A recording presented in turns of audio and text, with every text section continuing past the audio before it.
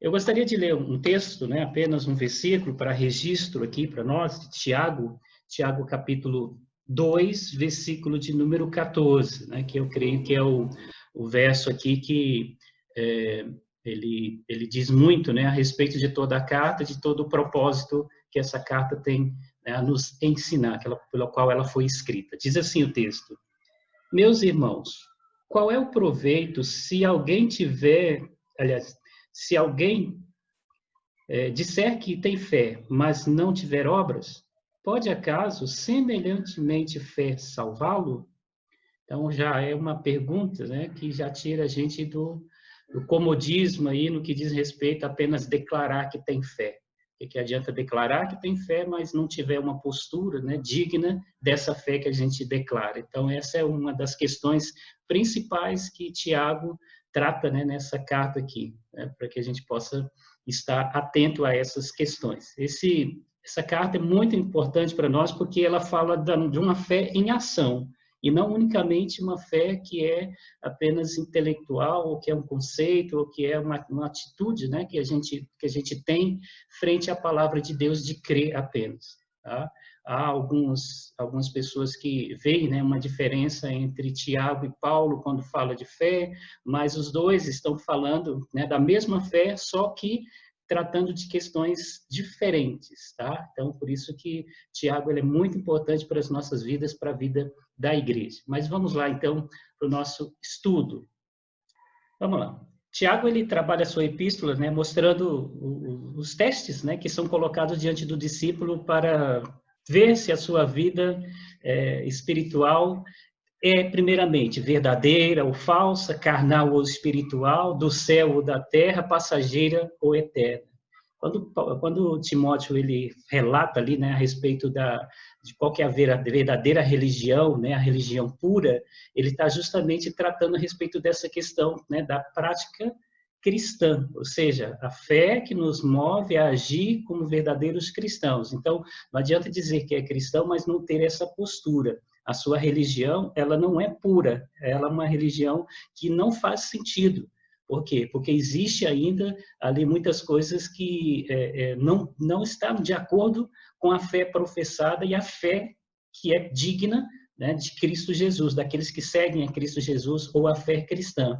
Então, esse estudo, né, da palavra, e Tiago ele coloca para nós aqui, ele vai trazer para nós justamente essas questões com relação à nossa fé. É uma fé verdadeira ou é uma fé falsa? É uma fé carnal ou espiritual? É do céu ou é da terra? Passageira ou eterna? Essas coisas todas, né? Por mais que a gente ache, poxa, mas tem diferença entre uma coisa e outra? Claro que tem. E quando a gente estuda esse livro, a gente percebe as diferenças que existem, né, entre essas posições e esses conceitos que o próprio escritor levanta aqui para nós. Então, lendo a epístola, nós veremos nossa própria estrutura espiritual como servos e servas de Deus. Ou seja, Tiago escreveu aos cristãos e ali ele dá, né, a forma ali de como nós devemos proceder. Ou seja, a partir do momento em que nós vemos o que Tiago escreveu como postura do cristão e nos analisamos, nós estamos ali considerando a nossa própria estrutura espiritual. Como que eu estou espiritualmente dentro daquilo que é o conceito cristão, né, o bíblico do cristão ou do discípulo de Cristo. Então, também nós seremos desafiados a nos tornarmos discípulos maduros e experientes. Infelizmente, no Brasil tem acontecido bastante isso, mas na Europa, nos Estados Unidos, por exemplo, já aconteceu e muitas vezes continua acontecendo, é de você ter uma grande quantidade de pessoas que se dizem cristãs, mas que, infelizmente, eles não têm uma maturidade e não vivem de acordo com a vida cristã. São apenas nominais. E no nosso país também, que é considerado um país, né, cristão, nós vemos muitas e muitas pessoas que declaram ser cristãos, mas que a sua atitude, a sua postura, ela não é uma postura de verdadeiros cristãos, ou seja, pessoas que sejam maduras e experimentadas. Muito pelo contrário, são consumidores de artigos de fé. o gospel, né, tomou conta aí, todo mundo corre atrás do que é gospel, e aí vai se alimentando daquilo que é vendido, né? E ele mesmo não desenvolve, não experimenta uma vida que pode se dizer cristã madura. Pois a carta de Tiago, ele desafia a gente a pensar a respeito dessas questões. Então, aí vem a grande questão, né? Você se classifica como um maduro, um cristão maduro ou um imaturo? Em processo de maturidade ou outras coisas mais aí que pode ser colocada na balança aí para nos provar, para nos dar uma identidade. Porque não basta ser cristão, é preciso desenvolver a vida cristã, é preciso chegar a uma maturidade. Quando nós olhamos a vida dos próprios apóstolos de Jesus, eles mesmos tiveram um bom tempo ali de trabalho, Jesus trabalhando na vida deles e diretamente, praticamente 2 anos ali, para que eles pudessem estar assim, crescendo, né, se tornando maduros. E ao ponto de que, quando Jesus foi embora, eles ainda não estavam totalmente maduros. Foi preciso que o Espírito Santo viesse e convencesse eles de várias coisas, para que, a partir dali, eles fossem desenvolvendo uma maturidade. Então, tem muitas pessoas que vivem dentro da igreja, mas que não vivem com uma maturidade.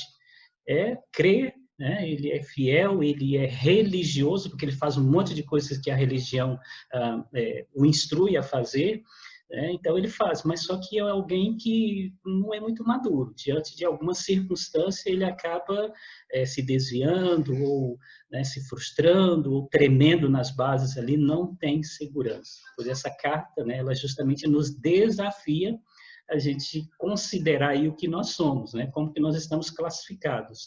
E aí é interessante, eu gostaria que você nos acompanhasse, né, até o final desses estudos, para que você possa fazer essa autoavaliação. Eu sou um cristão maduro, considerando tudo aquilo que foi colocado, ou ainda estou, né, nesse processo de maturidade? Estou buscando essa maturidade? Ou não estou buscando essa maturidade? Não sou maduro e não estou buscando. Nós precisamos, né? Não é erro nenhum alguém ser imaturo quando começa na vida cristã. O problema está em ele não buscar a maturidade, não buscar crescer, não buscar ali uma firmeza melhor na sua fé. E Tiago, ele trata um pouco dessas questões. Bom, com relação à autoria da carta, quem que é o autor, né, da carta de Tiago? Claro que a gente já tem uma grande dica, porque o próprio nome da carta, né, leva o nome do autor. Mas quem é esse autor? O Novo Testamento, ele apresenta 5 homens, né, com o nome de Tiago, 2 dos quais eram discípulos e um era irmão de Jesus. Tá? Então, outros 2 ali não tinham uma ligação muito grande.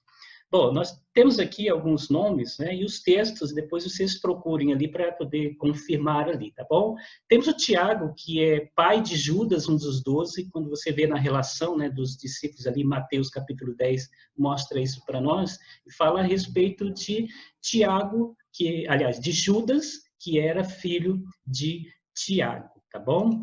Aí nós temos ali também um dos 12 discípulos, que era filho de Alfeu, tá? E aí a gente vê, né, que esse discípulo aí, ele era o irmão de João e foi o primeiro mártir. Tá? Ele foi o primeiro a morrer logo que começou as grandes perseguições ali. Então, ele foi o primeiro a morrer dos apóstolos de Jesus. Tá? Okay? Então, ele era um apóstolo. Temos Tiago, denominado o menor. Esse não fazia parte ali da convivência dos discípulos de Jesus ali, eles não eram parte dos discípulos de Jesus, mas ele era considerado o menor, né?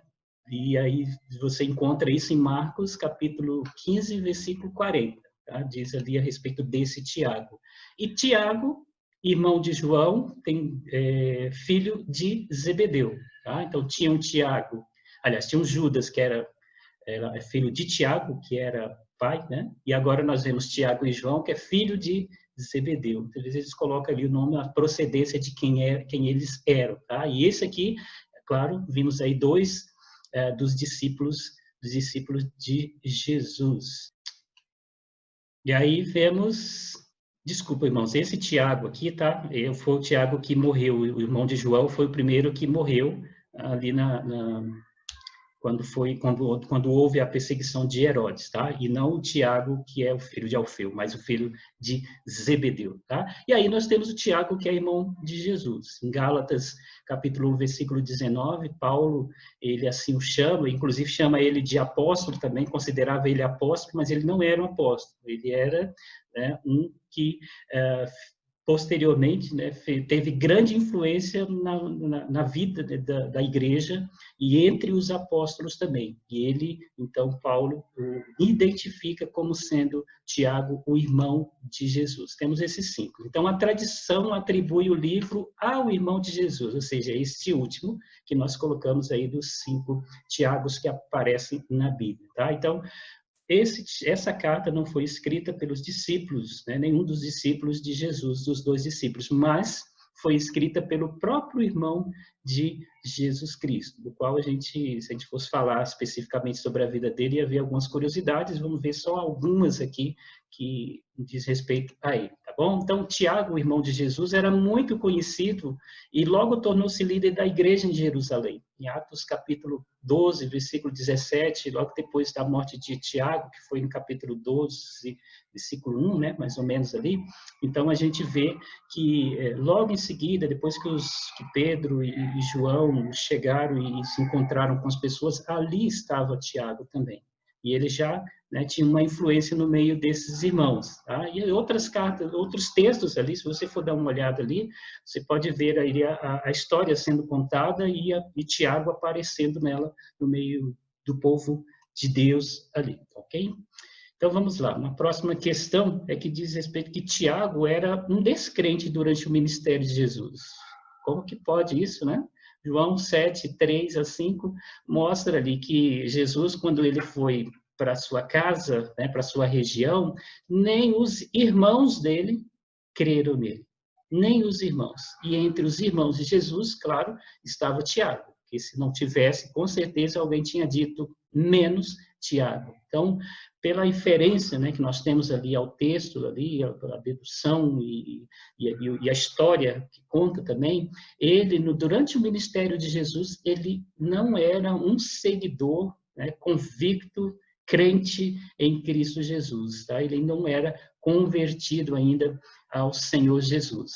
Se converteu depois da ressurreição de Jesus. 1 Coríntios 15, 7, tá? Mostra ali que o apóstolo Paulo falando mais uma vez a respeito de Tiago, né, que depois ali da ressurreição de Cristo é que ele apareceu. E aí ele foi enumerado ali com os crentes de Atos 1, 13 e 14, tá bom? Então, como eu falei para vocês, são vários textos aqui que eu acabei não colocando aqui para a gente ler, né? Próxima vez, os textos que aparecerem, eu vou colocar para a gente ler. Até tentei, mas deu uma confusão ali no primeiro slide e não deu certo. Mas depois você pesquisa aí com calma e você vai descobrir um pouco da história de Tiago aí, que foi o escritor, tá bom? Com relação à data da carta e o local onde foi, né, aliás, o destinatário dela ali, para quem ela foi escrita. Primeiro, Tiago, ele foi apedrejado até a morte, né, por volta aí do ano 62 depois de Cristo. Então, essa carta não pode ser depois de 62.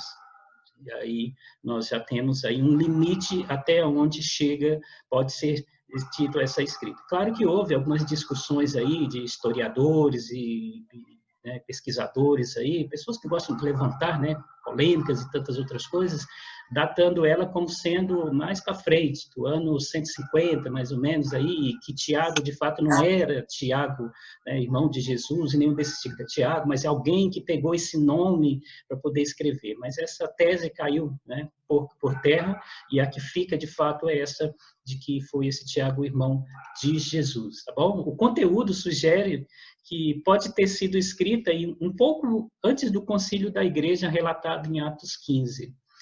Em Atos 15, nós vemos ali uma reunião, né, do concílio ali das igrejas e houve várias discussões com relação a várias questões ali e Tiago, ele tomou a palavra. E ele já era muito influente, porque ele tomou a palavra e todos se calaram para ouvir e ali é um grande registro do parecer dele. Ele já era alguém bem maduro já, tá? Então, esse conteúdo da carta aí foi escrito mais ou menos aí um pouco antes desse concílio, porque ali ele já tinha uma firmeza muito grande no que ele disse lá. Claro que aí tem também diante da pesquisa ou de tudo aquilo que ele já tinha escrito nessa carta. Provavelmente foi escrita entre 48 a 62. Então, não tem uma data exata de quando ela foi escrita, mas há aí, né, um período, um tempo aí em que acham que ela foi escrita, provavelmente, né, realmente na década de 40 mesmo, ali logo no começo, mas fica aí nesse tempo aí a sua escrita. E principalmente, né, a história revela ali que havia uma perseguição aos cristãos. Todos os cristãos estavam perseguindo, e Tiago ele escreve justamente dentro desse contexto, em que os irmãos estavam sendo perseguidos e precisavam estar firmes na fé para que não viessem negar a Jesus, mesmo em meio à perseguição, né? O outro Tiago, né, ele conseguiu permanecer firme dentro daquilo que era o propósito dele, não negou a Jesus, e também Estevão, né, que eles tinham ali como grande exemplo. Então, destinadas a quem? A todas as igrejas da Palestina, por isso que eles colocam as 12 tribos. As 12 tribos, a gente sabe, né, que o povo de Israel tinha 12 tribos. Então, quem eram essas pessoas? Ou seja, quando ele coloca 12 tribos, isso quer dizer que é para todos. Não que existiam as tribos separadamente ali, porque elas já tinham já se desfeito como cada uma na sua região. Tal. Então, eles viviam juntos como um único povo na Palestina, mas não mais designado por tribos. Mas como ele quis dizer que é para todos os judeus, né, todos os judeus que estão ali, os cristãos que estão na Palestina, eles não tinham ainda uma grande ideia do ministério fora da Palestina, ele manda a esses irmãos que estavam sendo perseguidos na Palestina. Né, as igrejas que nasceram fora da Palestina foi diante até dessas perseguições que houve, os judeus eles foram para várias regiões e ali fundaram igrejas e através de pequenos grupos, e aí o apóstolo Paulo chegando e já, né, intensificando melhor ali essa plantação. Bom, então, no que diz respeito à data e a quem foi escrito, são essas questões aí a considerar. Uma outra questão que podemos ver é a questão do conteúdo da carta. De que trata essa carta? Né? O que nós podemos ver como um conteúdo a ser estudado, a ser assimilado? Então, ao invés de especular ou debater sobre teorias religiosas, Tiago direciona seus leitores para uma vida piedosa, uma vida, né, crente mesmo, uma vida de fé. Então, ele não fica aqui tratando de questões doutrinárias, como a gente já estudou o livro de Efésios, a gente vê que o apóstolo Paulo, ele tratava sobre doutrinas, mas ele tinha muitas questões práticas. Aqui, Tiago, ele não se deu, né, a preocupação ali de tratar de questão de fundamentos religiosos ou teológicos, ele já foi na questão prática. Por isso que Tiago é uma carta muito importante para nós estudarmos nos nossos dias, porque ela diz nas questões práticas das nossas vidas, ok? E aí Tiago ele queria justamente que aqueles irmãos fossem piedosos, ou seja, fossem realmente espirituais e não pessoas que eram apenas religiosas e que seguiam uma tradição. Não, ele queria que eles fossem autênticos no que diz respeito à fé. Do início ao fim, o tom dessa carta é imperativo. Tá? Vocês vão ver muito ali Tiago falando daquilo que aquilo que os irmãos, né, deveriam fazer. Tá? Eu até deixo você aqui com uma tarefa para poder ler essa carta de Tiago. Né? Então, nós, não sei quanto tempo, né? Nós vamos ter aí pelo menos um mês, quase 2 meses aí de estudo, você tem esse tempo todinho para poder ler essa carta. É claro que se você fizer uma sentada, você consegue ler ela aí em meia hora, né? 1 hora, aí depende de quem tem o seu costume, né? Fiz esse teste agora há pouco de ler ela todinha e deu mais ou menos isso aí. Então, você pode ler, isso vai te ajudar muito, e você vai perceber que existem muitos imperativos, ou seja, faça isso, comporte dessa forma, ao invés de fazer isso, faça isso, ou seja, ação e ação, coisas práticas que Tiago ele escreve, o conteúdo dela é muito nesse sentido. Tá? Em 108 versos, são dados 52 mandamentos evidentes. Tá? Então, por isso que é o imperativo, né? Faça isso, faça aquilo outro, tal. Então, mandamentos, ou seja, uma ordem que é dada para você cumprir determinada questão que foi colocada ali, tá? Então, você vai ver muitas coisas ali, a gente vai ver no decorrer do estudo, mas já fique com essa, né, curiosidade aí, ao você ler, você prestar atenção nesses detalhes. Tiago, ele repete 12 temas tratados no Sermão do Monte de Jesus Cristo. Quem lembra aí de Mateus, capítulo 5, 6 e 7, né? Jesus ali ele faz uma exposição de vários temas. E muitos, né, 12 daqueles temas que Jesus tratou aí nesses textos ali, Tiago ele traz aqui, né? Reforçando ali aquilo que Jesus colocou, ou, né, lembrando, não reforçando, mas lembrando aquilo que Jesus tinha dito ali e fazendo com que as pessoas estivessem compreendendo que para ter uma vida realmente cristã, piedosa, espiritual, é preciso agir levando em consideração todos esses temas, né, que foram tratados e que ele expõe aqui como um mandamento. Tá? Esse servo de Deus que ele coloca para nós, no versículo de número 1, diz: Tiago, servo de Deus e do Senhor Jesus Cristo, às 12 tribos que se encontram na dispersão, saudações. Então, a gente vê aí, né, que esse servo de Deus escreve como também supervisionando, né, outros discípulos. Ele se colocava como alguém, né, que era servo de Deus, só que ele estava também supervisionando, né, ou dando um suporte a vários outros servos. Quem fez o curso aí de célula aí com o pastor Vanderlei, né, vai poder entender um pouquinho essa questão aqui, porque Tiago, ele justamente incentivava e estava interessado na vida desses irmãos que eram discipuladores, né, por isso que a gente vê aqui, ele era um supervisor de discípulo, um discipulador.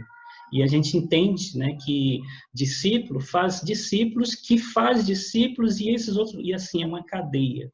Né? Então, alguém que começa, faz um discípulo, aquele discípulo continua com ele, e ele vai supervisionando, e ele vai ajudando, vai dando suporte para que ele possa fazer outros discípulos, e assim por diante, uma cadeia. Tiago, né, olha como que ele se tornou maduro, ao ponto de poder estar dando um suporte ali a outras pessoas, fazendo discipulado com elas e dando suporte para elas como alguém que era um supervisor, né, de discípulos ali. Bom, esta carta é um roteiro de discipulado. Aí, ó, vamos para nós, né, pastor Vanderlei? Você queria bastante aí que nós entendêssemos, né, a questão do discipulado, está aí uma boa para quem, né, quer fazer o discipulado com outras pessoas. Não precisa necessariamente, talvez, ser um grupo enorme, mas você que vai ensinar e vai discipular, acompanhar outras pessoas, Tiago é um bom roteiro no que diz respeito à vida prática. A vida como deve ser vivida pelo discípulo, né, o discípulo de Cristo Jesus. Tá bom? Então, vamos lá. O Cristo revelado na carta. Tiago, é claro, ele vai falar a respeito de Jesus, né? Vamos saber um pouquinho dessa questão. Começando no primeiro versículo e continuando por toda a carta, Tiago reconhece a autoridade de Jesus, referindo-se como servo, ou, né, naquela época a palavra era escravo, literalmente, do Senhor Jesus. Ou seja, ele estava ali para poder servir, para poder agradar, para poder fazer a vontade de Jesus. Tiago, ele é muito submisso. Lembra que ali no começo, ele, quando Jesus começou o ministério dele, desenvolveu, ele foi um dos que ficou incrédulo, né, no que diz respeito a Jesus ser o próprio Deus, ser o Senhor.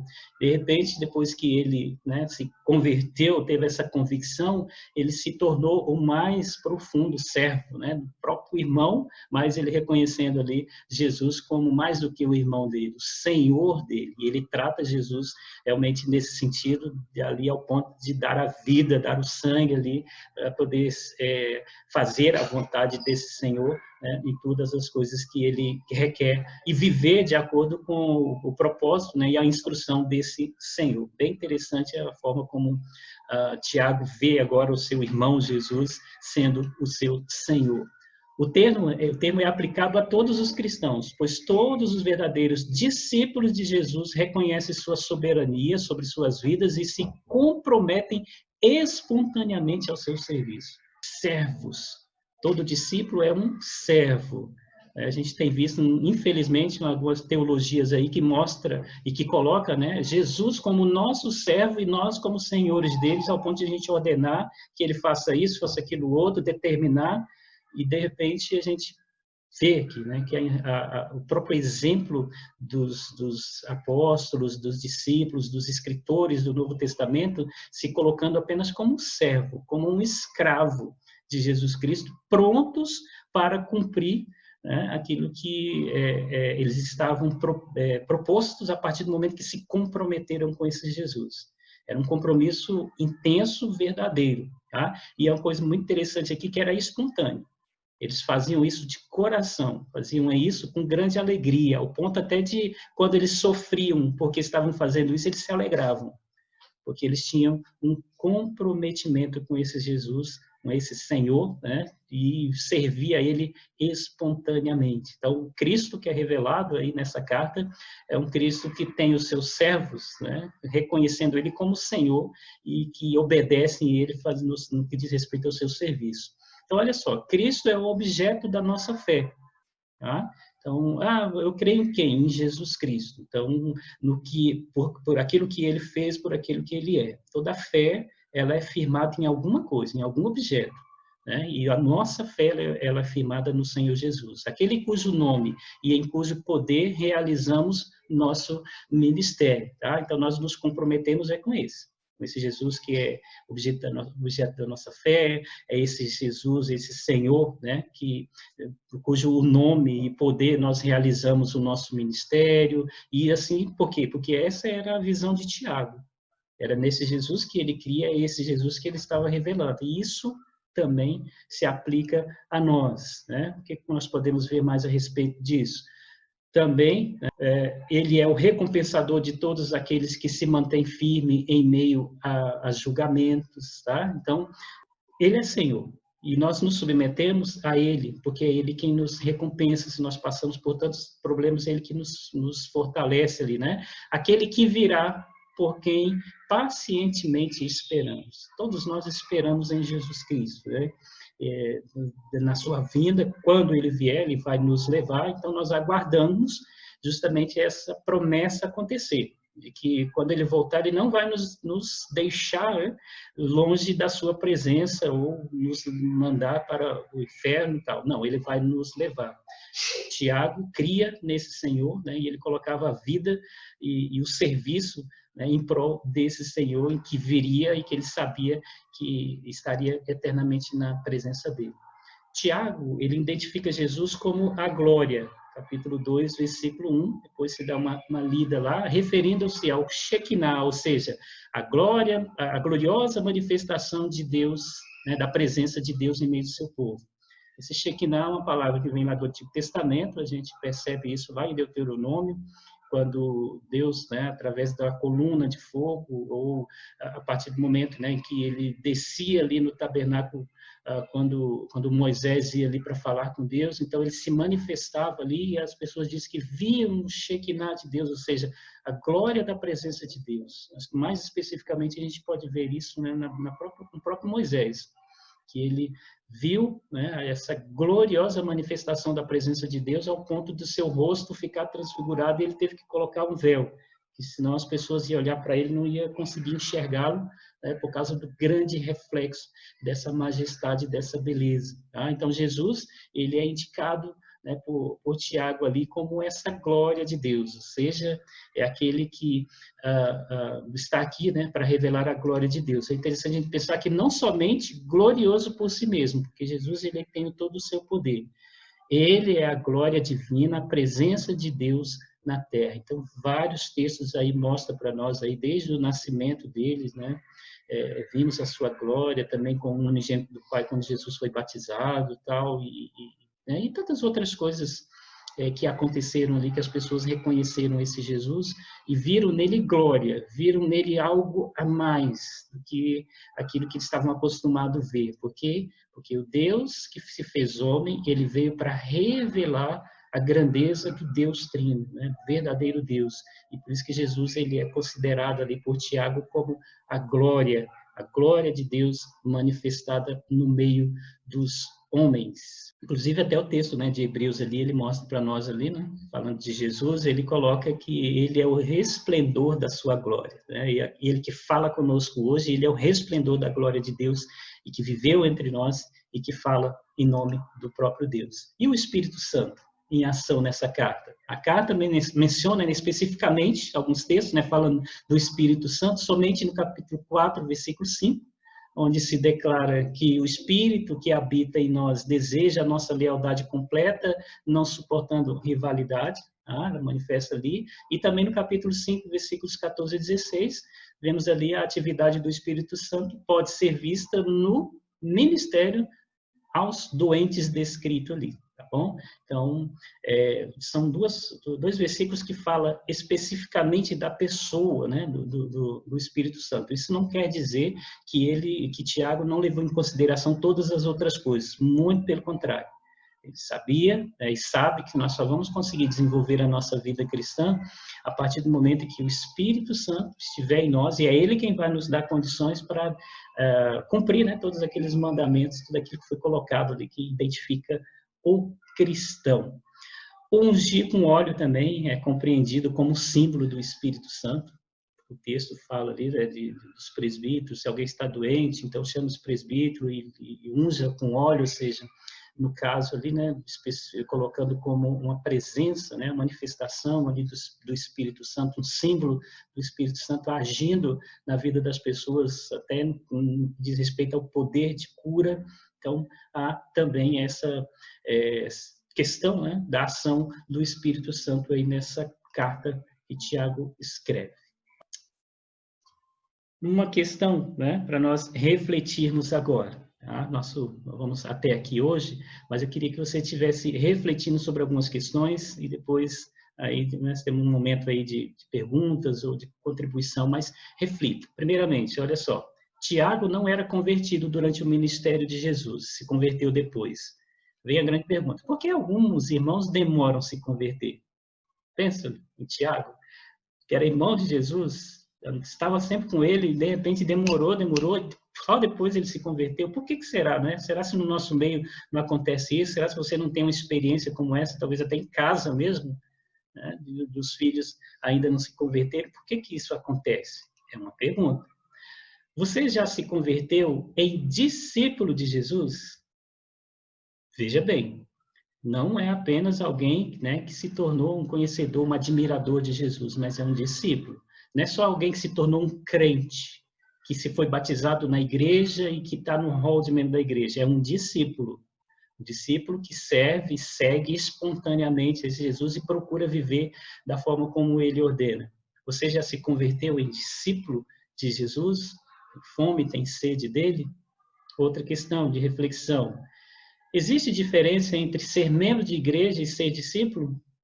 Qual que é a diferença? A gente vê ali que tem muitas igrejas, né, superlotadas, mas a gente pode garantir que todos aqueles que estão ali irão para os céus? A própria palavra de Deus nos diz que muitos serão chamados, mas poucos escolhidos. Ou seja, no final ali, muitas pessoas que estão frequentando as nossas igrejas, infelizmente, não entrarão no reino de Deus porque não se tornaram verdadeiros discípulos de Cristo. E qual que é a diferença de ser crente, membro de igreja e discípulo? Pensa sobre isso. Outra questão, Tiago tinha profunda comunhão com os ensinamentos de Jesus. Tá? Isso a gente percebe ali, por mais que lá no começo, no ministério de Jesus, ele não seguiu muito, mas depois da sua ressurreição ali, ele entrou de cabeça e se tornou aí, um escritor, um grande discipulador. Por quê? Porque ele tinha profunda comunhão com os ensinamentos de Jesus. A questão é, quantas vezes você já leu o Novo Testamento? Que o Novo Testamento fala a respeito de Jesus e de todas as questões que diz respeito, né, a sermos verdadeiros discípulos de Cristo, né, para vivermos uma vida que lhe agrada, uma vida espontânea. E isso Tiago só entendeu porque ele foi a fundo. Ele procurou compreender cada vez mais os ensinamentos de Jesus. Você tem procurado aí, né, a mergulhar, né, na palavra de Deus, a fim de aprender mais e mais a respeito do conteúdo dela e se tornar um verdadeiro discípulo de Jesus Cristo? São questões para a gente refletir. Guarde essas questões aí, reflita, e eu espero, como eu disse, né, que até o final desses estudos, dessas exposições que vamos ter, você possa se posicionar. ter uma resposta, né? Se não conseguiu ainda hoje, assim, está meio na dúvida com relação a algumas coisas, mas que até o final você possa ter isso muito claro na sua vida, né? Não só no que diz respeito a compreender, como também a estar agindo em busca, né, desse crescimento e ser, de fato, um discípulo de Cristo, né? Tendo uma fé, mas não apenas declarando, eu creio em Cristo, mas agindo com essa fé. Por isso que a carta trata para nós da fé em ação. Não é uma fé apenas de conceito, mas é uma fé verdadeira a todos nós. É isso a nossa exposição de hoje, né? Gostaria de deixar aberto aqui se alguém gostaria de contribuir, colocar algumas perguntas,